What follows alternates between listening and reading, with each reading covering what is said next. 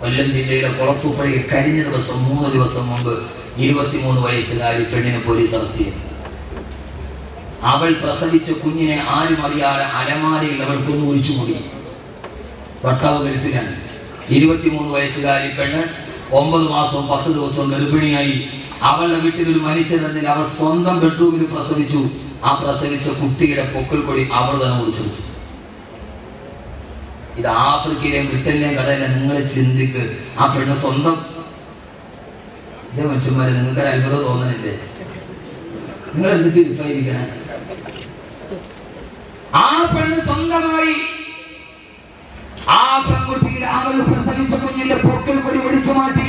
ജനിച്ച കുഞ്ഞിനെ അലമാരയിൽ ഒളിപ്പിക്കുമ്പോ 23 വയസ്സുകാരിക്ക് പോലും ഇത് 30 വയസ്സുകാരിയല്ല. ജീവിതം കണ്ടവളല്ല, കണ്ടു പഠിച്ചവളല്ല, പരിചയമുള്ളവരല്ല.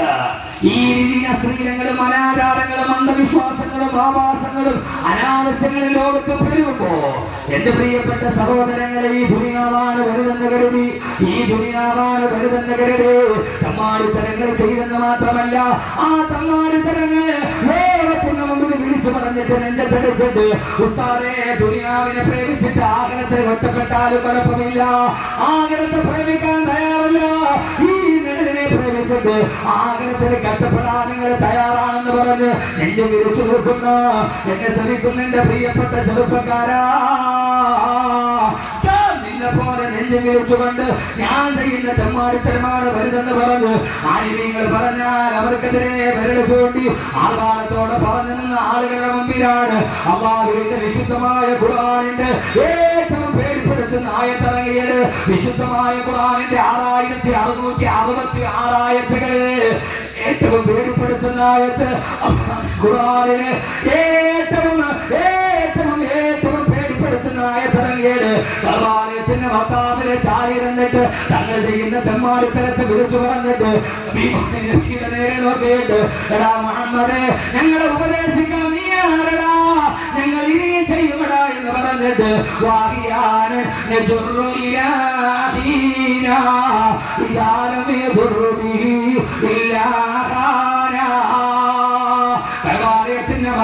ചാരിയിരുന്നിട്ട് ഹബീബായ നബിയുടെ മുമ്പിലേക്ക് നോക്കി പരിഹസിച്ചിട്ട് ഞങ്ങളെ വാത് പറഞ്ഞ് നന്നാക്കാതെ എവിടെ നിന്ന് വന്നടാ, ആരെങ്കിലും അങ്ങനെ ചിന്തിക്കുന്നുണ്ടാവില്ലേ, ഇയാൾ നമ്മളെ നന്നാക്കാൻ വന്നവരാണോ?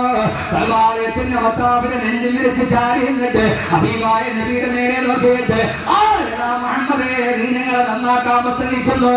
വാഹിയാണ്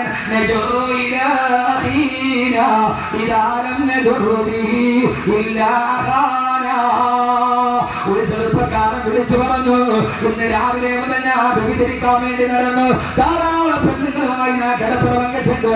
ഇന്ന് രാവിലെ വ്യഭിചരിക്കാൻ ഒരു പെണ്ണിനെ തേടി നടന്നിട്ട് ഒരു പെണ്ണിനെ പോലും കിട്ടാതെ വൈകുന്നേരം വീട്ടിലേക്ക് തിരിച്ചു വരുമ്പോ ഒരു ദിവസം വ്യഭിചരിക്കാൻ എനിക്ക് ഉറക്കം വരില്ല.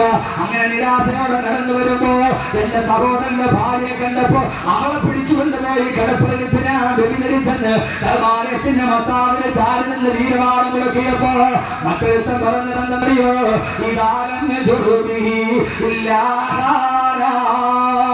വഴിയിലൂടെ നടന്നു പോകുന്നവനെ പിടിച്ചു നിർത്തിയിട്ട് കരുത്തറത്തിട്ട് മടിശീല പൊട്ടിക്കുന്നവനാണ് ഞാൻ. ഇന്ന് രാവിലെ മുതൽ വൈകുന്നേരം വരെ ചന്തയുടെ പുറഭാഗത്തുള്ള പാറക്കെട്ടിൽ ഊരി പിടിച്ച വീരമായി വാളുമായിട്ട് ഞാൻ കാത്തുനിന്ന് ഒരാളെ പോലും വൈകുന്നേരം വരെ കിട്ടിയില്ല. അവസാന നിരാശയോട് ഇന്നൊരുത്തന്റെ കരുത്തറത്തിട്ട് മടിശീല പൊട്ടിക്കാൻ കഴിയില്ലല്ലോ നോക്ക് നിരാശയോടെ ഇരുന്നപ്പോഴാണ് എന്റെ വാപ്പ അതിലെ കടന്നു വന്നത്. എന്റെ വാപ്പയെ പിടിച്ചു നിർത്തിയിട്ട് എന്റെ വാപ്പയുടെ കരുത്തരത്തിട്ട് എന്റെ വാപ്പയുടെ മടിശീലയിലെ പറഞ്ഞ ഓട്ടിച്ചു കൊണ്ടുപോയി എന്ന് പരസ്പരം വീരമാണം പറഞ്ഞ ചെറുപ്പക്കാരെ അമ്മാന്റെ റസൂലിനെ പരിഹസിച്ചപ്പോ ഞങ്ങൾ ബലമുള്ളവരാണ്, ഞങ്ങൾ ആരോഗ്യമുള്ളവരാണ്, ഞങ്ങൾ പണമുള്ളവരാണ്, നീ ഞങ്ങളെ വാഴ പറഞ്ഞ് നന്നാക്കേണ്ടതാന്ന് പറഞ്ഞപ്പോ ഓ സമയത്താണ് ചെറുപ്പക്കാരി വിശുദ്ധ ഖുർആനിന്റെ ഏറ്റവും പേടിപ്പെടുത്തുന്ന ആയത്തിറങ്ങിയത്. ആ ഹബീബായ നബിയുടെ മനസ്സ് നൊണ്ടപ്പോ ആകാശത്ത് നിന്ന് ജിബ്രീൽ വന്നില്ലേ, നബിയെ അൽഹാകുമുത് തകാബുർ അൽഹാകുമുത് തകാബുർ ഹത്താ സുർതുൽ മഖാബിർ കല്ലാ സൗഫ തഅലമൂൻ തുമ്മ കല്ലാ സൗഫ തഅലമൂൻ. സമുദായത്തിന്റെ വത്താവിന് നെഞ്ചു വിരിച്ചിട്ട് ആരോടാ ഞാൻ ഈ പറയുക? ഭീമാപള്ളി എന്ന അല്ലാഹു അനുഗ്രഹം ചെയ്തൊരു തീരപ്രദേശത്ത് ജനിച്ചിട്ട് കല്ലിന്റെയും കഞ്ചാവിന്റെയും ചരസിന്റെയും അശ്ലീലത്തിന്റെയും അടിമകളായി ആര് പറഞ്ഞാലും ഞങ്ങൾ നന്നാവില്ല. അറിയാനൻ നജുറു ഇലാഹീന ഇലാലൻ നജുറു ബിഹി ഇല്ലാഹാന. ആരോട് കൂടെ പറപ്പിനോട് ഞങ്ങൾ ഇത് ചെയ്യുമെന്ന് എന്റെ ചെറുപ്പക്കാരാ വീരവാദം മുടക്കുന്നെങ്കിൽ അവ ചോദിക്കുകയാണ്, എടാ തെമ്മാടി, എടാ തെമ്മാടി, അല്ലാഹുത്തകാസർ ഏതുവരെയാണ് നിന്റെ നെഞ്ചിങ്ങനെ തിരിച്ചു നിൽക്കുക?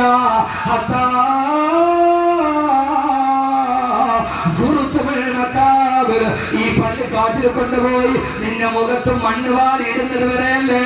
അതുവരെ അല്ലാതെ നീ അഹങ്കാരം പോയോ? ഏതുവരെയാ? പള്ളിക്കാട്ടിൽ കൊണ്ടുപോയി നിന്നെ മനസ്സിൽ കിടത്തിയിട്ട് നിന്റെ സുന്ദരമായ മുഖത്തേക്ക് മണ്ണ് വാരിയിടുമ്പോ ചേരി ചെന്ന് കിടക്കണ നമ്മുടെ മേലെ വരുന്നത് കല്ലാണ്. ഇലയമ്മേ തണ്ണീരടും ചേർത്ത് മണ്ണടിനാല് മറമാട് കാബർ ബഹുജോറിലേ, മറമാടും കാബർ ബഹുജോറിലേ. നിന്റെ സുന്ദരമായ മുഖം പള്ളിക്കാട്ടിലെ കബർസ്ഥാനിൽ മറന്നു കിടക്കുമ്പോ ഈ കാണുന്ന പാട്ടിൽ കാണുന്ന ഈ മനുഷ്യന്റെ സുന്ദരമായ മുഖത്തേക്ക് അവൻ മറന്നു കിടന്നാൽ അവന്റെ മുഖത്തേക്ക് വീടുന്നത് പുഷ്പങ്ങളല്ല. ഇവൻ മറന്നു കിടന്നാൽ അവന്റെ മുഖത്ത് വീടുന്നത് റീത്തുകളല്ല, കല്ലും മണ്ണുമാണ് നിന്റെ വായിലേക്ക് വന്നടിക്കുന്നത്. രാജമ്മാടി ഏതുവരെയാ നീ ഇത് പറയുക?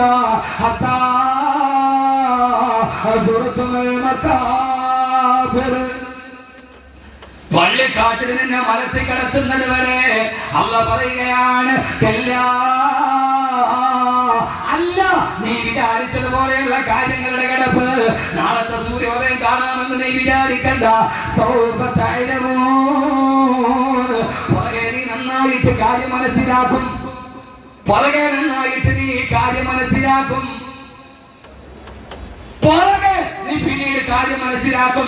എന്റെ മോനെ, ആർക്ക് വേണ്ടി 6 നിരപരാധികളെ രക്തം വീണ ഭീമാപള്ളിയുടെ തീരപ്രദേശത്ത് പിടഞ്ഞു വീണപ്പോ അവനാണ് കലാപക്കാരനെന്ന് ഇവിടുത്തെ സർവ്വ ആളുകൾ റിപ്പോർട്ട് ചെയ്യപ്പോ ആരാണ് സഹായിക്കാനുണ്ടായിരുന്നത്? ആർക്കാണ് ഉണ്ടായിരുന്നത്? അല്ലാഹുവിനല്ല. നീ വിചാരിക്കുന്നത് പോലെയല്ല ഈ ദുനിയാവിന്റെ പോക്ക്. ഇതിനെ സൃഷ്ടിച്ചത് ഞാനാണ്, ഇതിനെ കൊണ്ടുപോകുന്നതും ഞാനാണ് എന്ന് അല്ലാഹു സുബ്ഹാനഹു വ തആല പറയുമ്പോൾ ഈ ദുനിയാവ് അസലും മതൂബും ബിത്തൗമി, വിഷം പുരട്ട അമ്പാണ് എന്ന് നബി വിഷം പുരട്ടിയ തേനാണ്, വിഷം പുരട്ടിയ തേനാണ് ദുനിയാവ്. ഈ വിഷം പുരട്ടിയ തേൻ നാക്കിൽ തൊട്ടിട്ട് നീ രുചിച്ചിട്ട് നടക്കാൻ ഇതിന്റെ ഉള്ളിൽ വിശ്വാസം നിനക്ക് അറിഞ്ഞൂടാ. അല്ലാഹു നമ്മളെ കാക്കട്ടെ. ഏതുവരെ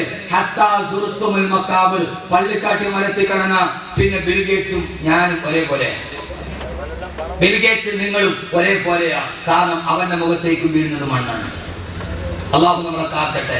ഈ ഒരു ബോധം മനസ്സിലുണ്ടാവും. ഈ ഒരു ബോധം അപ്പൊ ചോദിക്കും, സ്ഥലം ദുനിയാവ് വേണ്ടേ? ഇവിടെ ദുനിയാവ് വേണം.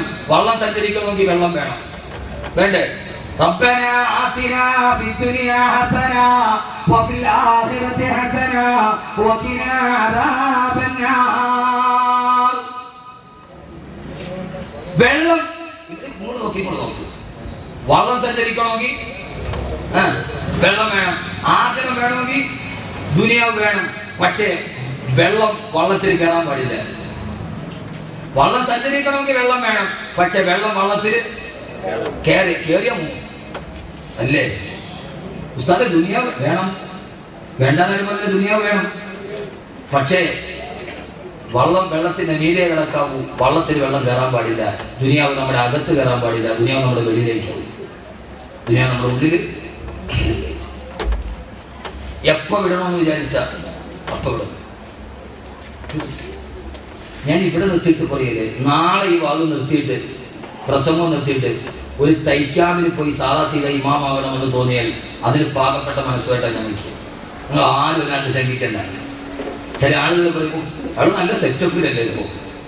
ഞാൻ എൻ്റെ കൽബിനെ ഞാൻ പാകപ്പെടുത്തിയിട്ടുണ്ട്. എങ്ങനെ?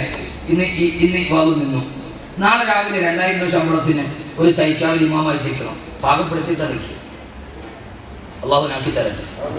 അല്ല ഇതില്ലെങ്കിൽ പിന്നെ ജീവിക്കാൻ കഴിയില്ല, പിന്നെ ഞാൻ ദുനിയാവിൽ നഷ്ടപ്പെട്ടു പോയി, എന്റെ ആഹ്റം നഷ്ടപ്പെട്ടു പോയി, അങ്ങനെ ഒരു തോന്നലുണ്ടാവും. ദുനിയാവിൽ നിന്ന് പോയോ? അള്ളാഹു ഇത് ആരുടെ കയ്യിലും തരും, വാസിക്കന്റെ കയ്യിലും തരും, നല്ലവന്റെ കയ്യിലും തരും. തിരിച്ചേത് സമയത്ത് അവൻ എടുക്കും. ആ സമയത്ത് എന്റെ പ്രിയപ്പെട്ട സഹോദരങ്ങളെ അള്ളാഹു നമുക്ക് ആ ചിന്ത നൽകട്ടെ. അള്ളാഹു നമുക്ക് ആ ചിന്ത നൽകട്ടെ. അള്ളാഹു പറഞ്ഞു ലതറവുന്നൽ ജഹീം, അള്ളാഹുവിനെ തന്നെയാണ് സത്യം, നീ നരകത്തെ കാണുക എന്ന് ചെയ്യും. എന്തൊരു വാക്കാണ് ഖുർആൻ മനുഷ്യന്റെ ഹൃദയത്തിലോട്ട് ഇറ്റിച്ചടങ്ങാണ്.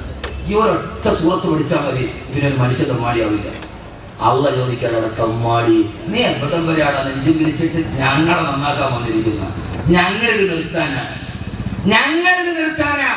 ഞങ്ങൾ നിർത്തില്ല. കാരണം എന്റെ പ്രിയപ്പെട്ട സഹോദരങ്ങളെ, ഏതുവരെ ലതറവുന്നൽ ജഹീം, അല്ലാഹുവിന്റെ ഖുർആൻ പറഞ്ഞു ലതറവുന്നൽ ജഹീം, നിങ്ങൾ നരകത്തെ കണ്ടുമുട്ടുക തന്നെ ചെയ്യുമെന്ന് അല്ലാഹുവിന്റെ വിശുദ്ധ ഖുർആൻ. അല്ലാഹു കത്തിക്കാളുന്ന നരകത്തിൽ നിന്ന് അല്ലാഹു നാം ഏവരെയും മാറ്റി നിർത്തുമാറാകട്ടെ. കത്തിക്കാളുന്ന നരകത്തിൽ നിന്ന് അല്ലാഹു നാം ഏവരെയും കാത്തിരക്ഷിക്കുമാറാകട്ടെ. അതുകൊണ്ട് സഹോദരങ്ങളെ, ദുനിയാവിൽ ജീവിക്കുമ്പോ 4 കാര്യങ്ങൾ ഓർക്കണം. ഒരൊറ്റ ഹദീസ് മാത്രം പറഞ്ഞ് ഞാൻ അവസാനിപ്പിക്കാം. ഇവിടെ നോക്കിക്കോളൂ, പറയുന്ന കറക്റ്റായിരിക്കും.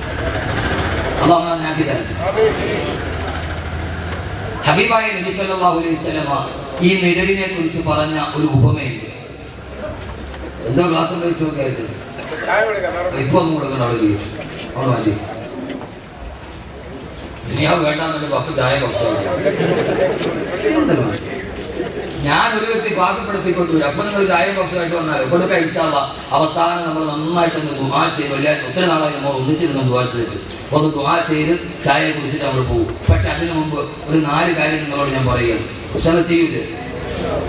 ഹബീബായ നബി മുഹമ്മദ് മുസ്തഫ, ഹബീബായ നബി മുഹമ്മദ് മുസ്തഫ